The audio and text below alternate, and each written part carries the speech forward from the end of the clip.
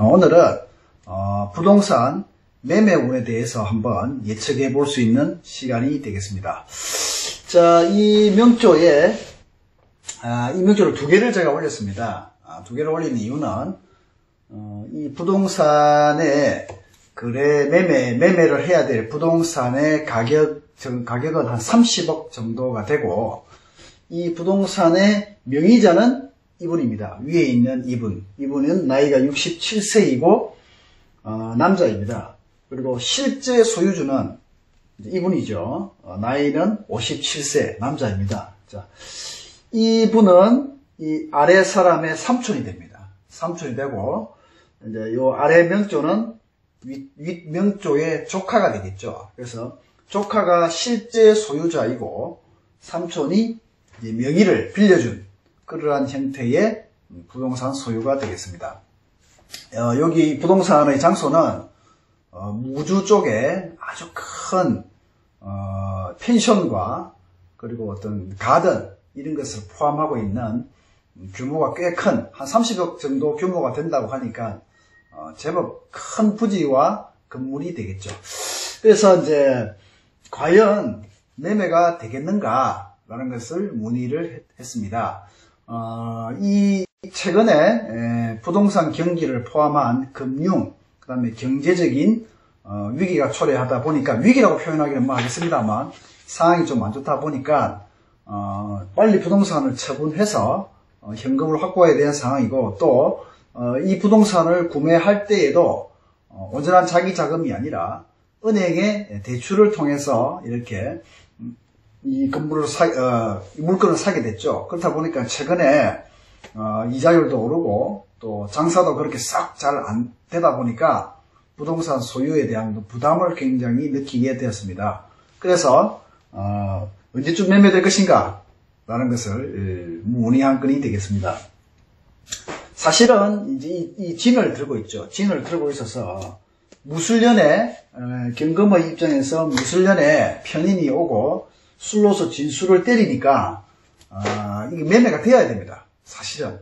근데 매매가 되어야 됨에도 불구하고 매매가 안 됐죠. 이것은 이제 은행권에 있어서 어떤 그런 금융적 지원이 힘들어진 부분하고 경기적인 부분, 그리고 30억에 대한 어떤 비용적인 부담 부분, 이런 부분이 있다 보니까 매매가 쉽사리 잘 안 이루어진 것으로 보아집니다.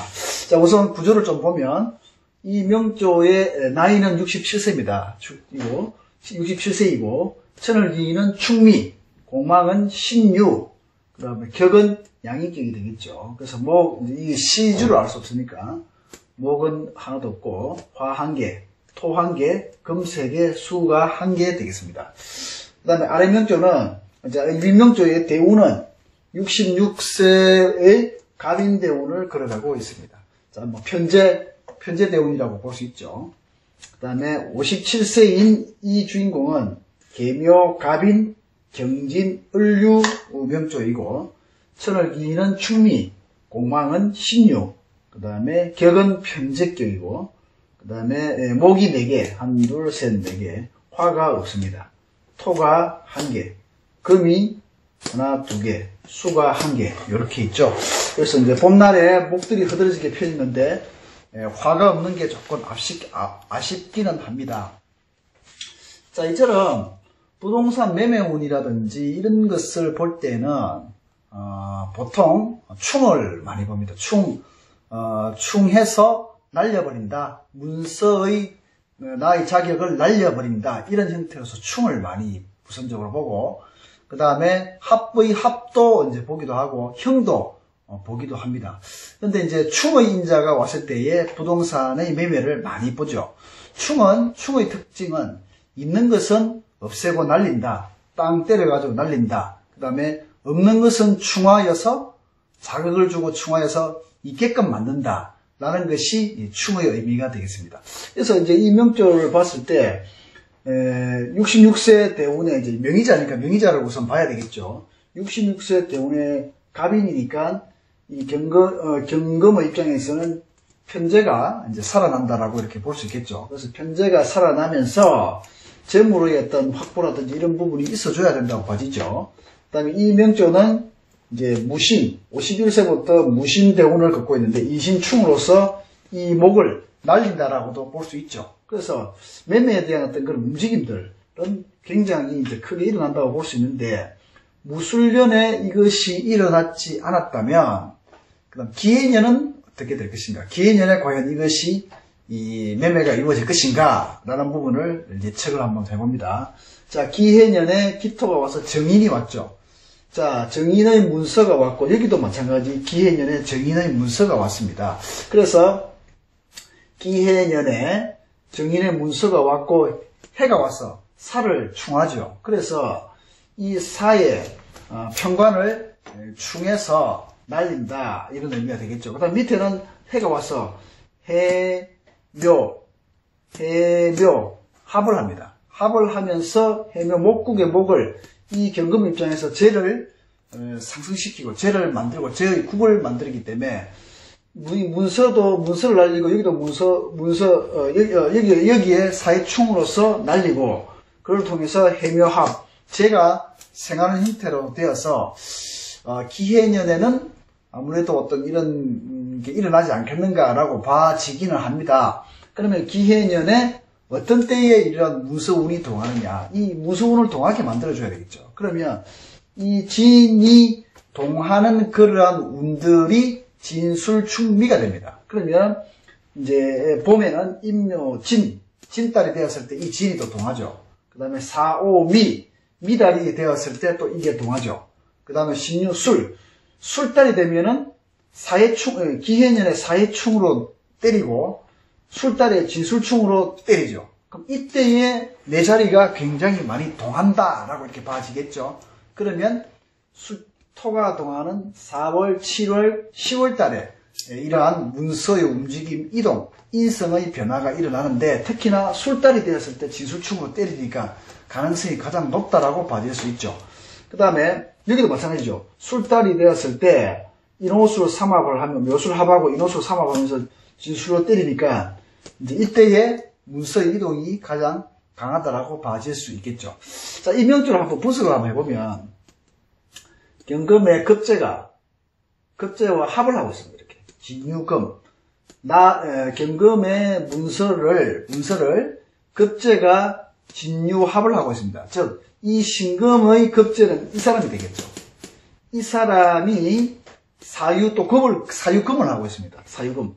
관가의 합을 통해서 이 관은 큰 단체라든지 집이라든지 규모가 있는 어떤 단체를 포함한 집이라든지 혹은 이런 것을 의미할 수 있습니다. 그래서 이 명주를 보면 경진의 문서의 인성을 가지고 있는데, 그 급제가 합을 하고 있다. 이 문서를 합을 하고 있다. 실제적인 주인공이다. 이 주인공은 사유금을 하고 있다. 관의 어떤 그런, 이 관은 또 은행도 될 수 있습니다. 은행과 합을 하고 있다. 즉, 이 문서는 이 합을 하고 있지만 결국은 관의 것이더라. 관의 영향을 받더라.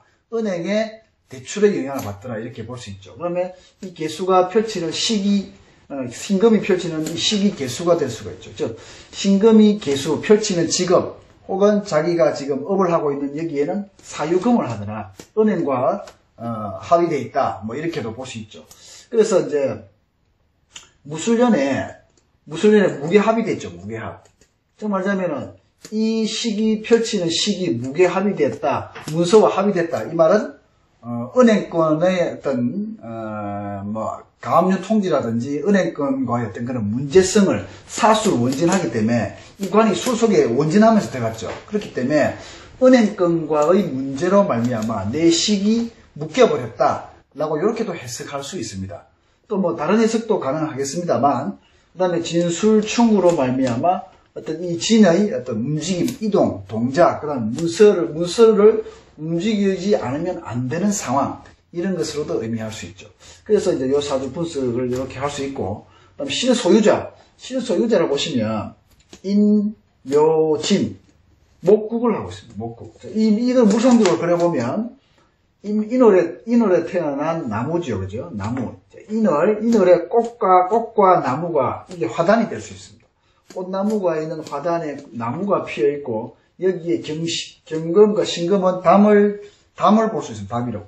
이러한 화단의 큰 무리의 어떤 화단을 포함한 대지의 산과 들의 이 주위를 감싸고 있는 담이 되겠죠.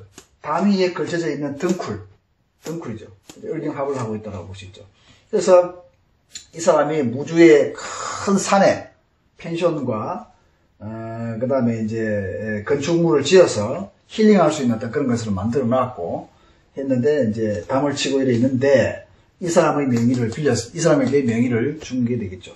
그래서 이제 똑같이 이렇게 경진으로 봐서 이제 어쨌든 이 문서가 동의해야 되니까 이 문서를 동하게 하는 것이 작년 무술년에 동의해야 하지만 무술년에 어떤 경기적인 부분이라든지 이런 부분에 있어서 문제가 생겼다.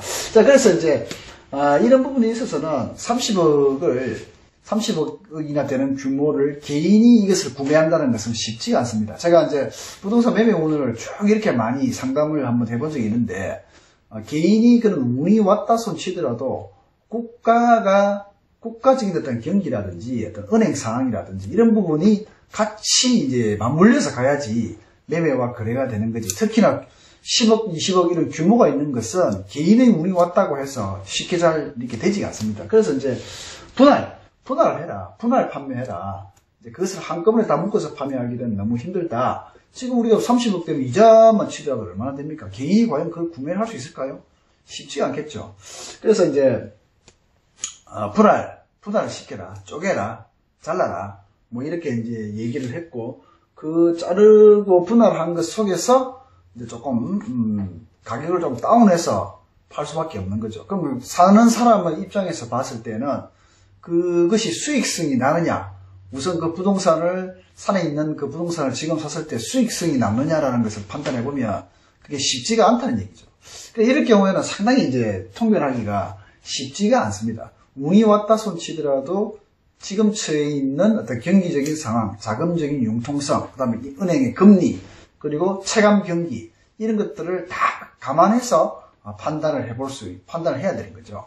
그래서 이제 이런 경우에는, 명조 자체가 작년에 무술년으로서 어떤 그런 운이 왔음에도 불구하고 그게 이루어지지 않았고, 기해년이 되어서 사해충으로 말미암은 이 관의 움직임과, 그 다음에 해수가 들어와서 이제 이 진해 원진하면서 해수가 진해 원진을 하죠. 원진한다는 얘기는 온전한 내 가격을 못 받는다는 얘기입니다. 원진한다. 서로 미워, 시기, 질투, 원망의 형태니까 사해충을 하지만은 해수가 진해 원진하는 형태로서의 움직임을 동하게 하니까 내 가격과 내가 바라는 금액을 제대로 못 받고 문서를 날린다라는 그런 의미가 될 수 있겠죠. 이것도 마찬가지입니다. 진해 해묘목을 해서 이 목의 인자의 힘을 키우기는 하는데 기토가 물론 정인의 문서가 왔는데 이것도 진해 원진하니까 내가 원하는 어떤 금액을 제대로 다 받지 못하고 그렇게 할 수 있다. 그 다음에 이제 해묘목도 하지만 인해 한목도 하는 거죠. 인해 한목. 그러니까 용도 변경인데 용도 변경 이런 경우는 합을 통해서 용도 변경한다 이런 의미로도 볼 수 있죠. 그것을 통해서 어떤 재산권의 처분 이런 게 돼야 되지 않느냐 이렇게 봐지죠. 자, 그래서 만약에 이제 이것을 올해 넘기지 못하면 내년에 경자가 되죠.